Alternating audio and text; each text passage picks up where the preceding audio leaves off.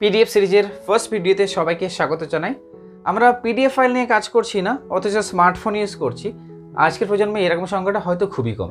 তো মোটামুটিভাবে বলাই যায় পিডিএফ নিয়ে আমাদের প্রত্যেকেই কিন্তু কম বেশি কাজ করতে হয়। তো মনে করুন আপনার মোবাইলে বা আপনার ডিভাইসে অনেকগুলো পিডিএফ রয়েছে, ছড়িয়ে ছিটিয়ে এই ফোল্ডারে কয়েকটা, ওই ফোল্ডারে কয়েকটা, এভাবে 8টা 10টা পিডিএফ রয়েছে, 15টা 20টা করে পিডিএফ আপনার ফোনে রাখা আছে, যেগুলো আপনার জন্য দরকারি। কিন্তু এই পিডিএফগুলোকে আপনি চাচ্ছেন একসঙ্গে করে আপনি রাখবেন।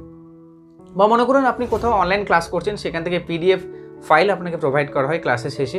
সেই পিডিএফ ফাইলগুলোকে আপনি কোথাও থেকে প্রিন্ট করতে চান, কিন্তু আলাদা আলাদাভাবে ফাইল দিলে কিন্তু তারা প্রিন্ট করতে চান না। সেক্ষেত্রে আপনাকে কী করতে হবে, ওই প্রত্যেকটা ফাইল একসঙ্গে মার্জ করতে হবে। মানে সবগুলো ফাইল যদি একসঙ্গে করা যায়, মনে করুন 150 বা 200 পেজ হলো, সেক্ষেত্রে কিন্তু প্রিন্ট করতে কোনো সমস্যা নেই, খুব সহজে প্রিন্ট করা যায়। তো আপনি এটা কিভাবে করবেন, তো সেই প্রসেসটা আজকে খুব সহজেই আপনাদের সঙ্গে শেয়ার করব।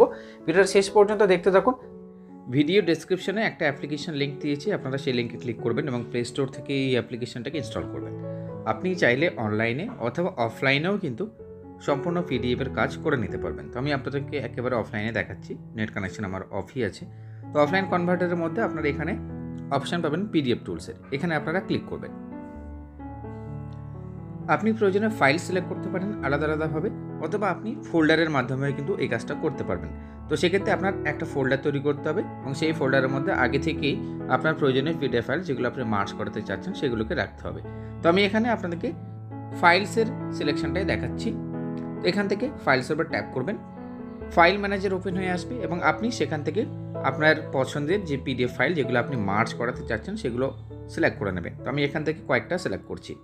মাল্টিপল ফাইল সিলেক্ট করার জন্য আপনারা যে কোনো একটা ফাইলের উপরে লং প্রেস করবেন, তাহলে এইভাবে টিক চিহ্ন চলে আসবে। তো আপনি যতগুলো ফাইলকে সিলেক্ট করতে যাচ্ছেন তারপরে সিঙ্গেল ক্লিক করবেন, তাহলেই কিন্তু এগুলো সিলেকশন হয়ে আসবে।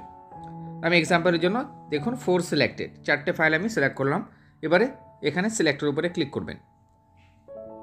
এরপর আপনাকে এখানে চেঞ্জ করতে হবে অ্যাকশনের অপশান। তো এখানে দেখুন অ্যাকশনে বাই ডিফল্ট স্প্লিট পিডিএফের অপশান রয়েছে, এখানে আপনারা ট্যাপ করবেন এবং এখান থেকে মার্জ পিডিএফের অপশানটাকেই সিলেক্ট করুন। তাহলে এখানে আমরা কি করলাম, শুধুমাত্র এখানে ফাইল সিলেক্ট করলাম, প্রয়োজনে ফোল্ডার থেকেও আপনারা চুজ করতে পারেন সম্পূর্ণ ফোল্ডার, অথবা ফাইলসের মাধ্যমে যেভাবে আপনারা দেখলেন। তারপর অ্যাকশন থেকে আপনারা মার্জ পিডিএফের অপশান সিলেক্ট করলেন। এরপরে আমরা সিম্পলি সাবমিট বাটনে ক্লিক করব এবং সাবমিট বাটনে ক্লিক করতেই কিন্তু উইদিন আ সেকেন্ড আপনারা দেখতে পাবেন এই ফাইলটা কিন্তু রেডি হয়ে আসবে। দেখুন কনভার্টিং হচ্ছে এবং আমার কনভার্সন কিন্তু কমপ্লিট হয়ে গিয়েছে।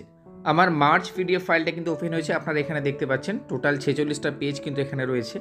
তো এইভাবে খুব সহজেই কিন্তু আপনি আপনার পিডিএফ ফাইলগুলোকে মার্জ করে নিতে পারবেন।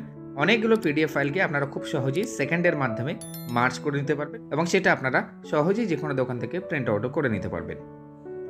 ভিডিওটি ভালো লাগলে অবশ্যই একটা লাইক করবেন, বন্ধুদেরকে শেয়ার করতে পারেন। আর পিডিএফ সিরিজের পরবর্তী ভিডিওগুলো পাওয়ার জন্য আমাদের চ্যানেলটিকে সাবস্ক্রাইব করে বেল আইকনটা অবশ্যই প্রেস করবেন। ভালো থাকবেন, বাই, টেক কেয়ার।